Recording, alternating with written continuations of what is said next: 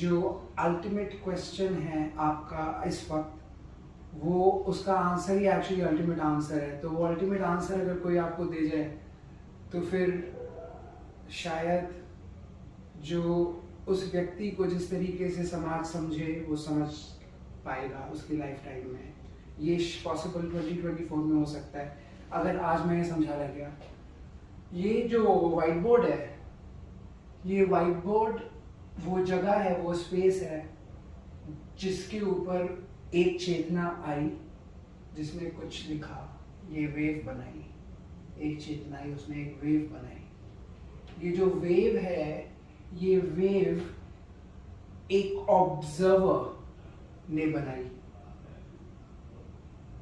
और जब ऑब्जर्वर जो कि ये बॉडी है, ये इंसान है, इसने जब ये वेव बनाई तो इसने ऑब्जर्व की उसी वेव को जो उसने बनाई। तो ये जो ऑब्जर्वर है, ये वेव तो है नहीं, और जो वेव है वो मैटर है क्योंकि वाइब्रेशन है। ये जो वाइब्रेशन है, ये हम यहां तक तो एकदम आप अग्री कर रहे हो मेरे को कि matter is that which is always in vibration and all vibration is forming a wave. ये चीज क्या मैं कन्वे कर पाया? तो ये जो वाइब्रेशन है, ये किसी चीज को कह रहा है मैटर। तो मैटर कोई चीज है, उसको हम परसीव इसलिए कर पा रहे हैं, उसका कुछ ऑपोजिट भी होगा। ये व्हाइट बोर्ड नहीं होता तो मैं लिखता किस पे? ये स्पेस है जिस पे मैं लिख पा रहा हूं। ऑब्जर्वर ने कुछ क्रिएट किया और वही ऑब्जर्वर उसको ऑब्जर्व कर रहा है। ये जो स्पेस ना होती तो ये कहां पे लिखते, क्या ऑब्जर्व करते? अगर ये रोज आके मैं यही बात एक्सप्रेस करूं इस व्हाइट बोर्ड के ऊपर, या कुछ भी ना एक्सप्रेस करूं और मिटाऊं ना, तो यहाँ पे तो बहुत कुछ हो जाएगा। अब मैं मान लीजिए लिखता गया, इसके ऊपर कोई और आया लिखा, कोई और आया लिखा, कोई और लिखा, बड़ी सारी वेव्स हैं, वो वेव्स मिटाई नहीं गई हैं, तो क्लटर क्रिएट हो गया। जिनके मन में क्लटर है उनके पास भी वही स्लेट है जो हमारे पास और आपके पास है, बट उनकी स्लेट क्लटर्ड हो गई है। वो क्लटर्ड इसलिए हुई है क्योंकि वो ट्रूथफुलनेस के मार्ग से भटक गए। वो अगर truthfulness is an outcome of dancing to the rhythms available, no future, no past, in the now, whatever rhythm is available, if whatever music is available, and if you're fluid enough to move to it, then you will move to the music, whatever jazz or Indian classical, and you will move in the rhythm of the music available to you. That's how dance is.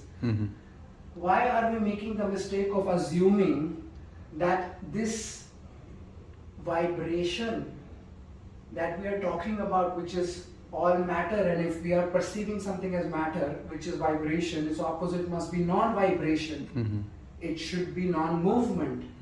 It should be nishchal, no movement.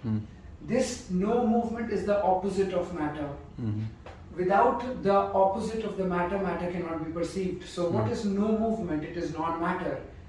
Now non-matter means that there was something that was in movement, and now only the movement is taken away, but the car is still standing. So there is something that was movement, and that movement is stopped. That which was moving is still there. Now, if we look at water, the ocean, this blank space, the ocean, we're talking about waves. These waves are what? Exactly the same source. Look at water, it has some material form. The waves are also that form. If I'm able to prove that nothing is the origin, and nothing is the form, because I can show it in water to you.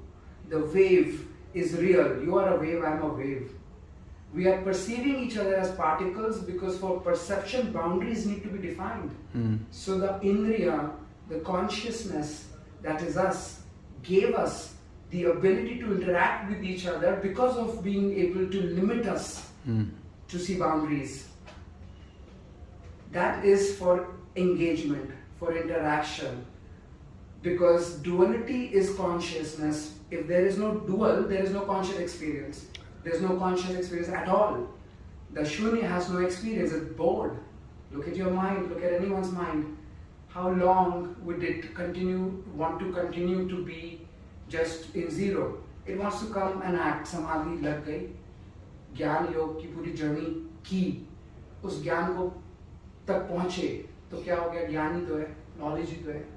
अभी wisdom में तो तब होगा ना जब आपकी आत्मा में वो चीज ग्रहण कर जाएगी, जो समझ पाए नॉन डुअलिटी के बारे में, अपने हु एम आई को समझ पाए।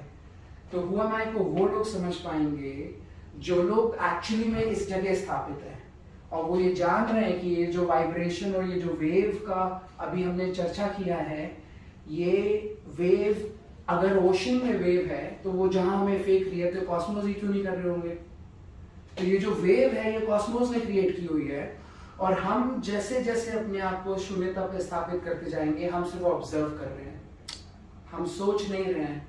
आप इतना फाइन इसलिए सोच पा रहे हैं क्योंकि आप ऑब्जर्व कर रहे हैं परमात्मा की तरंगों को। आप कुछ नहीं सोच रहे हैं, आप सिर्फ ऑब्जर्व कर रहे हैं।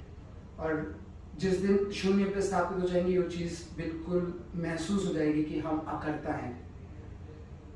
रिदम इसलिए इंपॉर्टेंट है क्योंकि रिदम उस ही आदमी को ओशनिक वेव्स में बचाएगा जो अपने आप को हल्का करके फ्लोट कर पाए। तो जो लोग अपने आप को कहते हैं कि हमें भगवान पे विश्वास है, अगर उनको भगवान पे विश्वास होगा और उनको दुनिया की ब्रह्मांड की सबसे बड़ी पीड़ा पहुंचाई जाएगी बहुत पावरफुल लोगों से, उसके बाद भी वो अपनी रीढ़ की हड्डी नहीं झुकाएंगे, क्योंकि उनको पता है कॉस्मिक वेव जो जहां ले जाना चाह रही है वहां ले जाएगी। अगर हम इंटरप्रेट करेंगे तो एफर्टलेस हो जाएगा ये बात कि हम ऑब्जर्व कर रहे हैं उसे, और ऑब्जर्व तभी कर पाएंगे जब वो वेव हम नहीं होंगे, ऑब्जर्वर होंगे। वेव बन गए तो फिर वेव का पैटर्न, वेव का नेचर ऐसा है कि अगर यहाँ पे पानी में पत्थर को फेंका तो जो रिपल क्रिएट हुई इस पॉइंट पे, वो इससे अफेक्टेड है। इस पॉइंट की रिपल इसके पिछवाड़े से अफेक्टेड है, इस पॉइंट की रिपल इसके पिछवाड़े से अफेक्टेड है। तो ये फ्री विल कहाँ है? तो लोगों के अंदर फ्री विल नहीं है, वो पास्ट से कनेक्टेड हैं। जब तक समाधि नहीं लगेगी तब तक ये बात वो ग्रहण नहीं कर पाएंगे, जब तक कि वो आपकी जैसे क्यूरियोसिटीज और आपकी जैसी प्योरिटी और ट्रूथफुलनेस के अलावा कोई तरीका नहीं है। सत्यमेव जयते। मुझे तो कभी कभी ये लगता है कि बहुत सारी बातों को परसीव इस तरह से कराया गया कि कुछ जब मन करे झूठ बोल दो, क्या तो लीला है। श्री कृष्ण ने भी तो किया था, बहुत गलत इस्तेमाल है ये।